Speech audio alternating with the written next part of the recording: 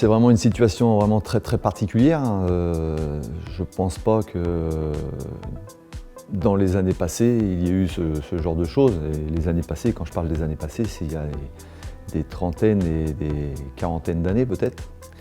Et je suis pratiquement sûr que non. Mais c'est vraiment une situation particulière.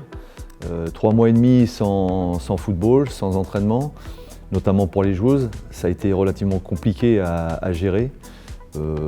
Malgré tout, je suis sûr du professionnalisme des joueuses, puisqu'on a envoyé des séances d'entretien pendant cette période, et je suis sûr pratiquement à 100% que les filles ont bien suivi ce qu'on leur avait proposé.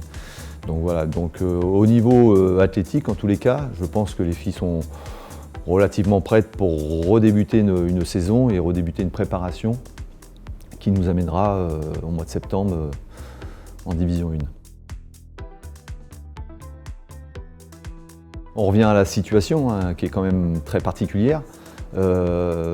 Très rapidement, je me suis dit qu'il fallait qu'on fasse une reprise en douceur et une reprise beaucoup plus longue. Habituellement, on a tendance à dire que sur une reprise de saison, on fait 6-7 semaines et ça doit suffire. Moi, dès mi-avril, je me suis dit, si ça dure dans le temps, il faut reprendre très tôt. Je voulais même reprendre fin juin pour des raisons extra-football. On m'a demandé de reculer d'une semaine, donc on a repris donc, le 2 juillet. Ça va se passer comme ça, c'est-à-dire qu'on a une première étape de 10 jours où les filles vont être sevrées de ballon. On va faire un travail de course, uniquement un travail de course, un travail de renfort musculaire, abdos, gainage, etc. Et parce que j'ai pas envie de débuter la saison à venir avec 50% de l'effectif sur le premier match. Donc on va reprendre en douceur, travail de course pour remettre tout le monde d'aplomb. Ensuite on aura une période de 10 jours où là ça sera pareil, ça sera du travail aérobie mais avec ballon, un ballon par joueuse, pour retrouver les sensations footballistiques.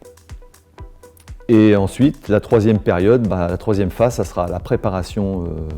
Vraiment la préparation pour se préparer à cette saison en Division 1.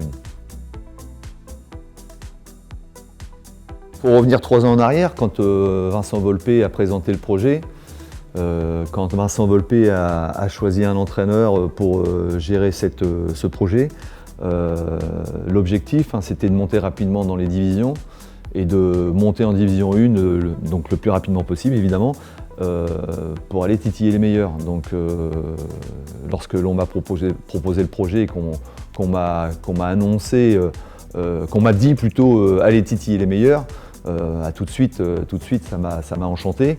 Aujourd'hui c'est le cas, on va attaquer cette D1 Arkema et on va tout faire, et je vais tout faire et les joueuses vont tout faire pour aller titiller les meilleurs. Parce qu'on est des compétiteurs, parce qu'on aime ça, on aime le sport, on aime le football. Et jouer au plus haut niveau, c'est ce que tout le monde recherche. Ouais, j'ai pas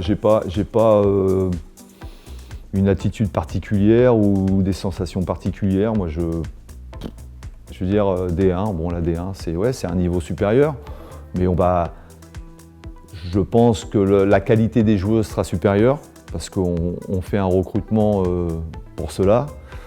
Maintenant, je ne vais pas changer grand-chose non plus à ma façon de travailler. Jusqu'à maintenant, ça a pas mal fonctionné. Voilà, je pense que c'est le niveau des joueurs qui fera qu'on obtiendra des résultats. Évidemment, plus le travail collectif que l'on va fournir tout au long de cette préparation et tout au long de cette saison. Mais je suis content de retrouver le plus haut niveau, parce que bon, ça faisait un moment que je l'avais quitté. Et même si c'est le plus haut niveau féminin, c'est quand même du très haut niveau.